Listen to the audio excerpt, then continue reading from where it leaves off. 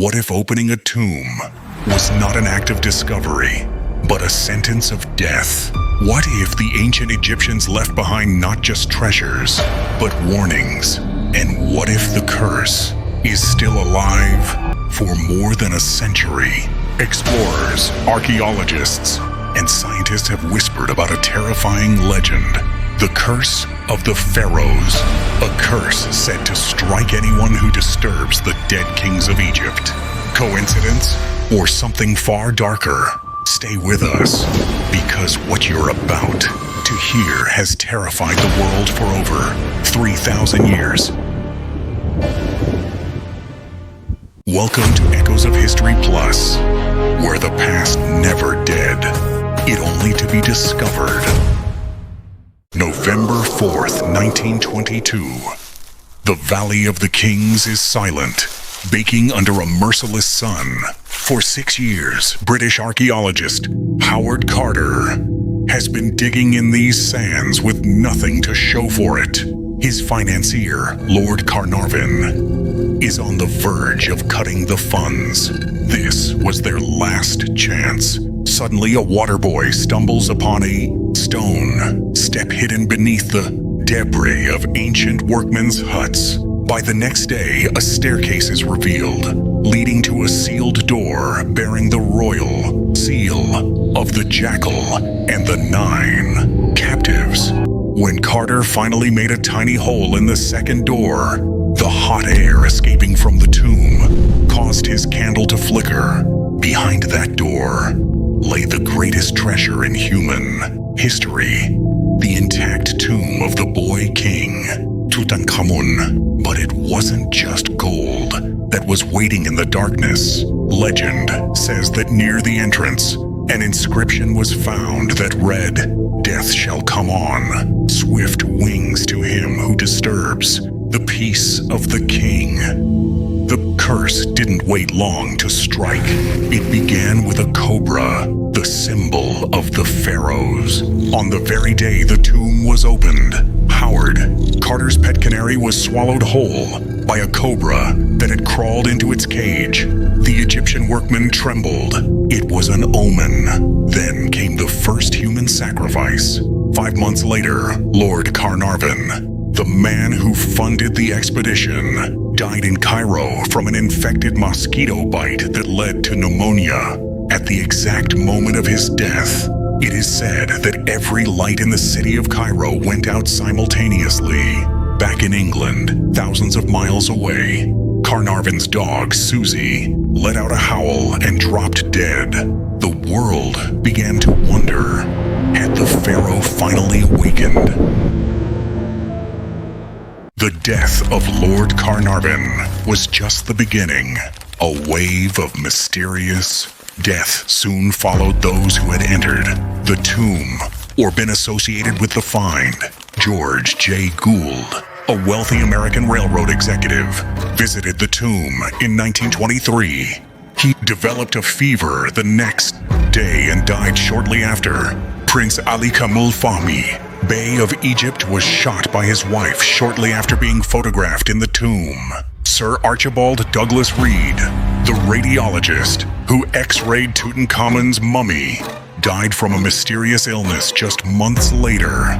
By 1929, the press had counted 22 deaths attributed to the knee curse. The public was terrified. People began mailing stolen Egyptian artifacts back to museums, fearing they would be next. But why? Was it an ancient magical spell cast by the priests of the 18th dynasty? Or was it something more physical? Something left behind in the dark for 3,000 years, waiting for a pair of lungs to breathe it in.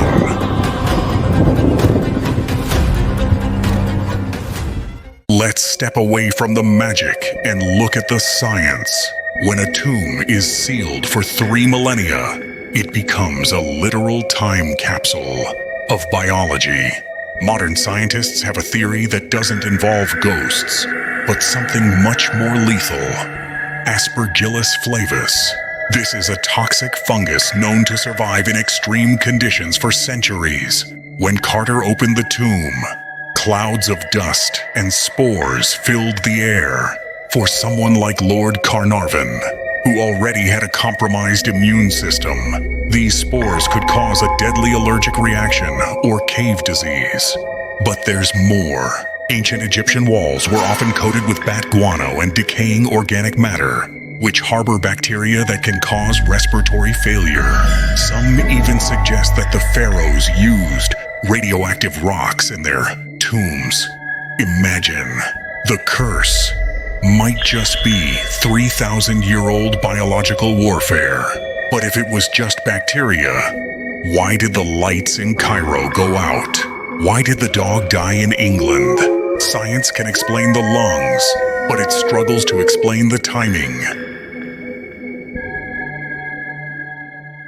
To understand the curse, we must also look at the people who told the story. In 1922, the world had just emerged from the horrors of World War I. People were obsessed with the occult and the supernatural. At the time, Howard Carter and Lord Carnarvon had given the Times of London exclusive rights to the story. Other journalists were furious. They couldn't get facts, so they began to invent mysteries. Every time someone associated with the dig got a cold or a headache, it became a front-page headline. Pharaoh strikes again. Even the famous creator of Sherlock Holmes, Sir Arthur Conan Doyle, publicly stated that he believed an evil elemental spirit was responsible for the deaths. When the creator of the world's most logical detective believes in ghosts, the world listens. Was the curse a creation of the media to sell newspapers? Perhaps. But there is one man who should have died first, yet lived the longest. Howard Carter himself, the man who actually opened the sarcophagus, lived for 17 more years and died at the age of 64. Why did the curse spare the man who violated the tomb the most? As we look back, a century later, the curse of the pharaohs remains the most successful ghost story in history. It changed how we look at the past. It turned archaeology from a dry science into a global adventure. Today, Tutankhamun lies in a climate-controlled glass case in his tomb in the Valley of the Kings. Millions have stared into his golden mask.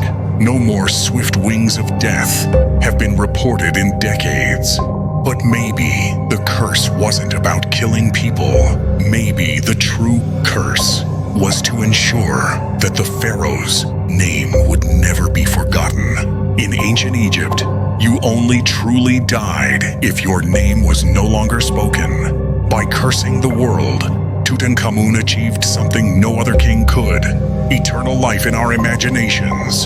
So, the next time you stand in a museum looking into the eyes of a mummy, remember they believed their tombs were houses for eternity, and they didn't like strangers. If you enjoyed this deep dive into the Pharaoh's curse, make sure to hit the subscribe button. Next week, we explore the mystery of the Amber Room, the world's most expensive lost treasure. See you in the past. Join us in the next journey through time, here in Echoes of History Plus.